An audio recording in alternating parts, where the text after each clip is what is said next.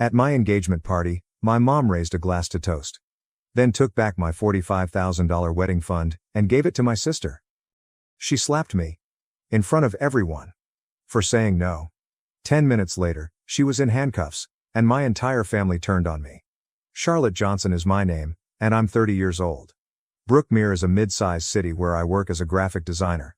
Even if everything had been going smoothly, it seemed like the start of something much more significant. As I surveyed the dimly lit eatery, I couldn't help but smile. Everything seemed ideal. The aroma of fresh flowers in the air, the camel centerpieces, and the soft background music. We had an engagement party tonight. And Charles and I were finally moving forward after 4 years of dating. We would get married in 4 months. As tall and warm as ever, Charles was standing next to me, his hand resting lightly on the small of my back. He joined the marketing agency where I worked in the creative department 4 years ago, which is when I first met him. After we clicked during a company off-site retreat, everything just fell into place. He was intelligent, trustworthy, and kind. We had established a life based on mutual respect, trust, and objectives. Tonight, we celebrated our engagement with our closest friends and family. As I looked across the room, I saw a lot of people I knew grinning back at me. Charles' parents, old college pals, co-workers, and even some cousins I hadn't seen in a long time. Naturally, my own family was present, or the majority of them were. At a table close to the front were my parents, Owen Johnson and Erica Johnson. Their smiles appeared forced and rigid. Chloe, my younger sister, was also present, idly browsing through her phone as if she had been forced to come. Given her history, this is most likely her third phone this year. We were never particularly close, and the gap just widened over time. I ignored the uncomfortable tension, though. We weren't talking about previous family dynamics tonight, it was about commitment, love, and the next phase of life. Or so I believed. Erica got up and used a spoon to gently tap her wine glass. Conversation ceased as everyone's attention was drawn to her as the sound reverberated throughout the room. With a smile that stopped short of her eyes, she asked, "Can I have everyone's attention, please?" First, I want to say congratulations to my beautiful daughter Charlotte and her wonderful fiancé Charles. I hope your marriage is full of love, joy, and happiness. There was a round of raised glasses and courteous applause. I grinned and thanked Charles for squeezing my hand beneath the table. However, my mother's voice became abruptly colder and more purposeful when she spoke again. She remarked, "I also have an important announcement to make," as she put down her drink. After talking it over with Owen, we've decided to give Charlotte's $45,000 wedding fund to Chloe instead. The room fell silent. Confident that I must have misheard her, I blinked. I looked around, expecting someone else to join in the laughter, and let forth a small chuckle. "That's funny, Mom," I answered, attempting to seem lighthearted. "But that money is mine. I'm not giving it away." Erica's smile vanished in an instant. Lips pushed into a narrow line, her face hardened. "This isn't a joke, Charlotte," she snapped. "Your sister is getting married a few months after you, and she needs the money more than you do." My face felt a flood of heat. My stomach constricted. "What are you talking about? That's my money, Mom. You and Dad gave it to me. It's in my personal account." "Honey," she began in a tone of artificial serenity. "You're doing a great job, and Charles is too. Chloe and her fiancé are having a hard time, and she deserves a lovely wedding as well." My hands started to shake. Trying to stabilize myself, I got up. "We've already planned our wedding with that money. We've been careful. We're being smart with it. We even want to use part of it for a down payment on a home. You can't just take it away." Chloe almost knocked over her drink when she abruptly pushed her chair back and leaped to her feet. She yelled, "Charlotte, stop being so self-centered. You could have offered to share it a long time ago. You know I need it more than you do." My jaw clenched as I turned to face her. "This isn't about need, Chloe. It's about what's right. I planned ahead. You blew through your own fund, and now you expect me to just hand mine over." "She lives simply," asserted my mother. "She doesn't have much, and her fiancé is doing the best he can. You've always had more." I shot back, crossing my arms over my chest. "I've always worked harder," I yelled back. "I follow the rules. I was saved. I planned. I don't care how you spin it. I'm not giving you my money." Erica's cheeks turned red. The room's tension reached an intolerable level. Charles tried to soothe me by putting a gentle hand on my arm, but I refused to give up. Then, in what seemed like an eternity, my mother came forward and gave me a heavy slap across the face. Like a whip crack, the sound reverberated throughout the eatery. I jerked my head sideways.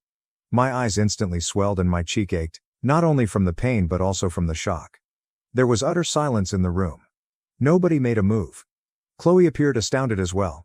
Slowly, I turned back to face my mom. I spoke in a steady, low voice. "You don't get to hit me just because I said no." Someone at one of the surrounding tables took a sharp gasp. Then I heard it.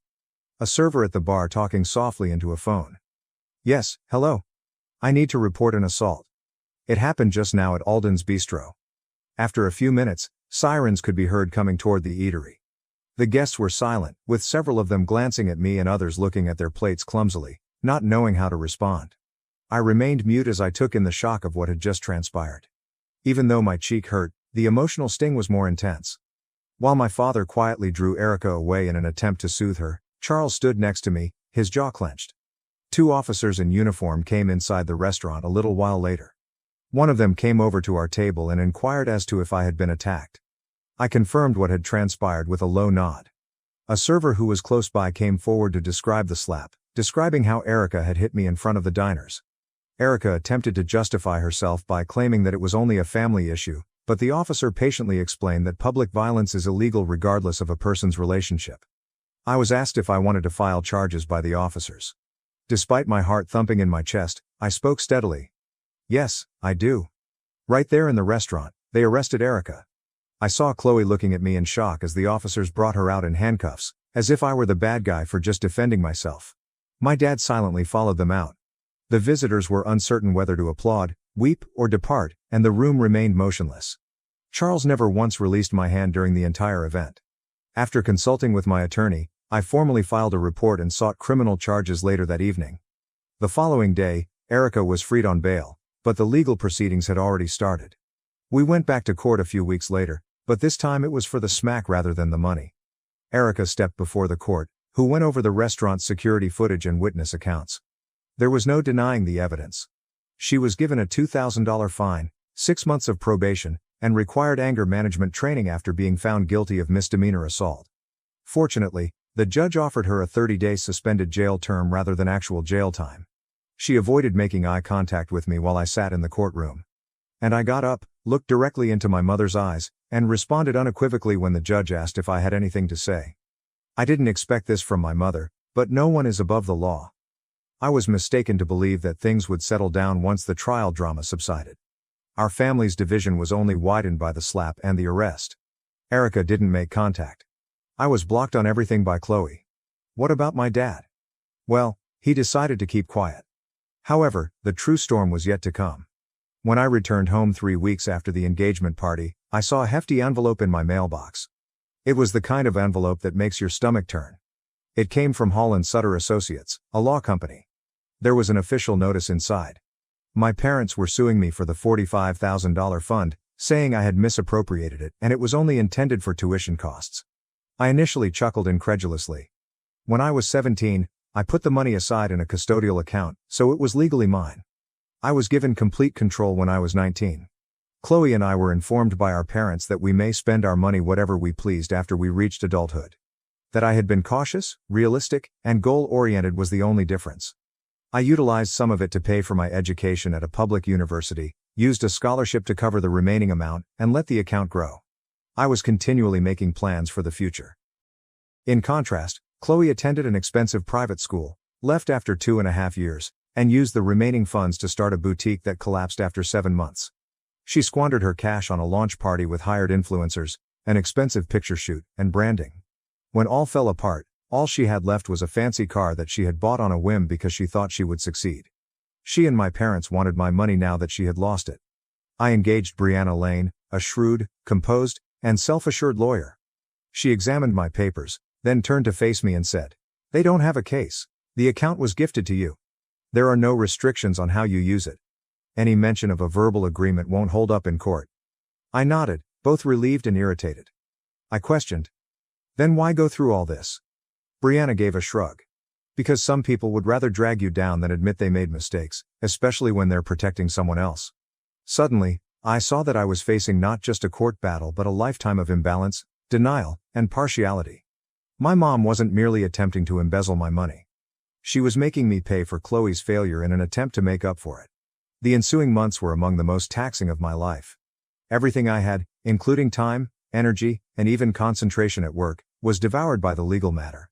There were several preliminary hearings, emails, papers, and demands for discovery. I was constantly reminded that this was more than just a lawsuit when I walked into the courtroom and saw my parents seated next to Chloe, all of them averting their eyes from me. It was treachery. At the hearings, Chloe displayed smug looks, obviously sure that she would somehow take the money that I had been safeguarding for years. She spoke before the court during one especially heated session, stating that the fund had always been intended only for college. "Did you use all of your funds strictly for college expenses?" my lawyer asked her bluntly as he stood up. Chloe paused. A mumbled, "Well, not all of it," she said. Brianna gave a nod.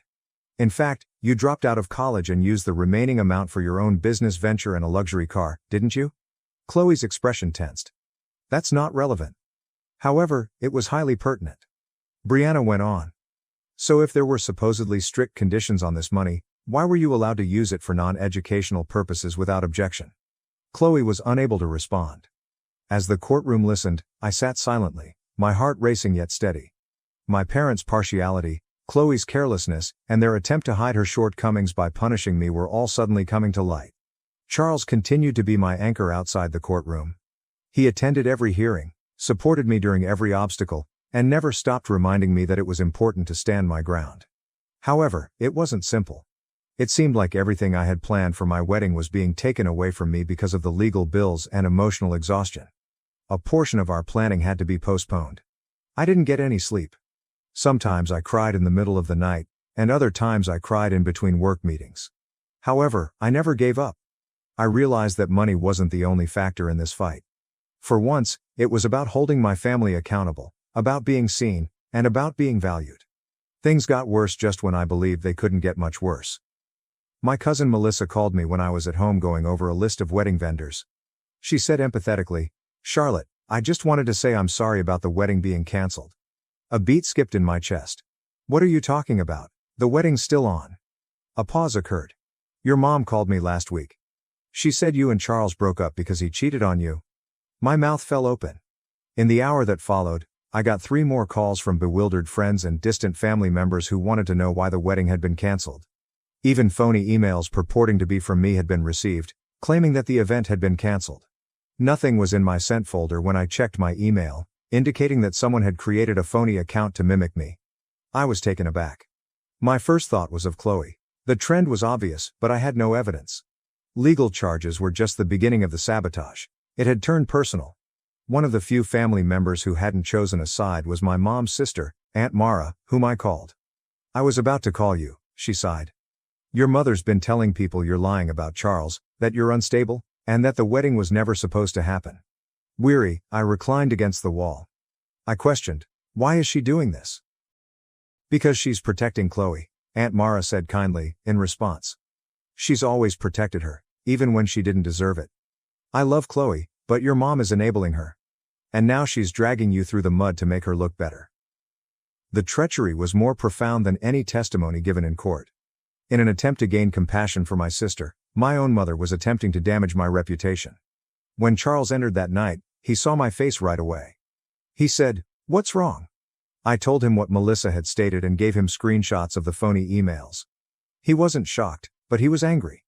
His words were bleak. "Your sister just contacted me too," he added.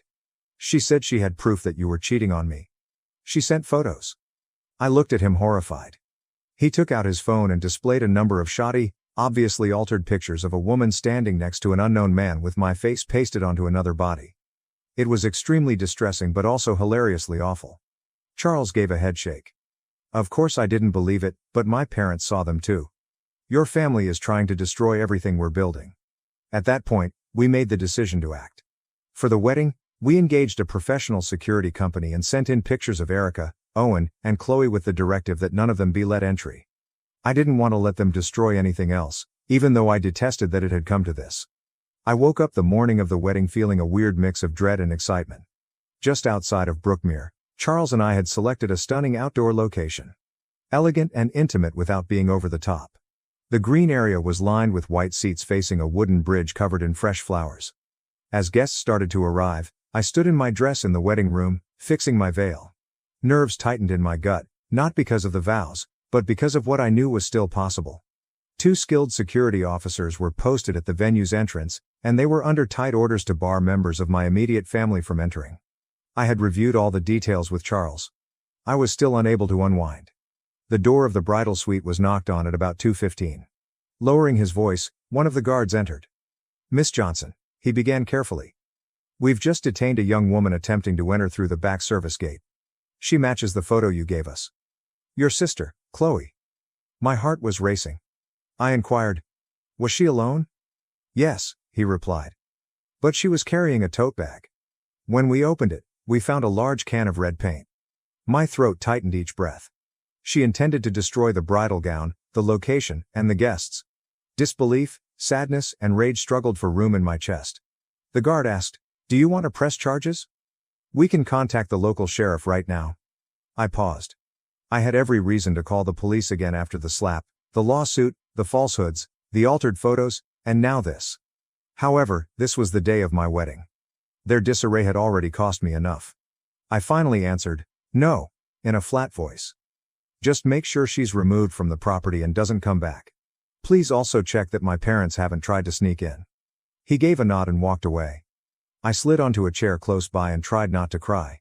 Isabel, my closest friend, was kneeling next to me. She muttered, "What happened?" My voice was hardly steady when I glanced at her. Chloe tried to sneak in with a can of paint. She was going to destroy everything. After widening in surprise, Isabel's eyes hardened in rage. With firmness she stated, "You know what? That means you win. They couldn't stop your happiness, so they tried to ruin it. But you stopped them. You stood your ground. Now go marry the man who stood by you through all of this. You deserve every bit of this day." I brushed away my tears, inhaled deeply, and got to my feet. My dad's brother, my Uncle Brian, escorted me down the aisle. Charles was waiting beneath the arch with his eyes fixed on mine as I entered the garden. The rest of the world vanished in that instant. The pain, the tears, the court dates, the betrayal, all of it passed. Love was the theme of today. Ours. It was a wonderful and touching ceremony. Our vows were filled with words of collaboration, strength, and loyalty. The guests erupted in cheers when the officiant declared us husband and wife. I felt light for the first time in months. Free. The reception exceeded our expectations in every way. Heartfelt statements from those who had supported us throughout it all were interspersed with music and fun. Isabel's toast brought tears to my eyes, the kind of emotions that come only after you've weathered a storm and found calm on the other side. Like nothing else mattered, Charles and I celebrated, danced, and ate. Actually, nothing else did. Almost everyone remarked on how lovely the location appeared, how joyful we appeared, and how the day was filled with true love. Despite hearing tidbits of the drama, a few guests respected our quiet. During dinner, one aunt murmured, "I'm so proud of you for standing your ground." Long after the cake was sliced and the last song was sung, her words continued to resonate with me. Charles and I ran hand in hand through a shower of rice that our friends had thrown as the night came to an end, hidden under a starry sky. We both smiled like children as we got into the car that was waiting at the curb and drove away. I took a moment to spin around and gaze at the venue's distant brightness. My sister had attempted, but failed, to destroy that moment. All of them had. We had the most amazing honeymoon. A tranquil seaside town far from Brookmere for 3 weeks. No courts, avoid conflicts, only the man I loved, the sun, and the waves. I took a deep breath. Take a deep breath. For the first time in a long, long time. I felt prepared to proceed once we got home. We concentrated on moving into our apartment, making plans for the future, and moving on from the past. I saw my cousin Rachel at the grocery store a few weeks later. "Did you hear about Chloe's wedding?" she inquired after giving him a quick embrace. I arched an eyebrow. My response was, "We're not exactly talking." "Your parents took out a loan to pay for everything," she stated. "It's going to be at the Grand Garden Hotel downtown, super lavish. They're flying in a chef from out of state. It's a whole production." I couldn't resist chuckling quietly. They were obviously going above and beyond for Chloe, even if it meant incurring debt. Rachel gently questioned, "Are you going if she invites you?" "She tried to ruin my wedding with a can of paint," I angrily remarked. "So no, I won't be attending." Oddly enough, no invitation was ever sent. Later, I learned via family rumors that a number of relatives turned down invites to Chloe's wedding because they were uncomfortable with the way I had been handled. Some people were courteous about it. Others spoke up. In any case, the gleam had begun to fade, both for Chloe and for my parents. The $45,000 had been used just as Charles and I had intended. Modest, purposeful, and full of loved ones, our wedding was everything we could have imagined. We also put the remaining funds toward a down payment on a beautiful apartment outside of the city. The mortgage was affordable given our combined wages, and for the first time, we were accumulating equity rather than spending it all on rent. Despite its diminutive size, our home was ours. Built with patience and difficult choices rather than handouts. After the wedding, my life found a rhythm I wasn't aware I needed.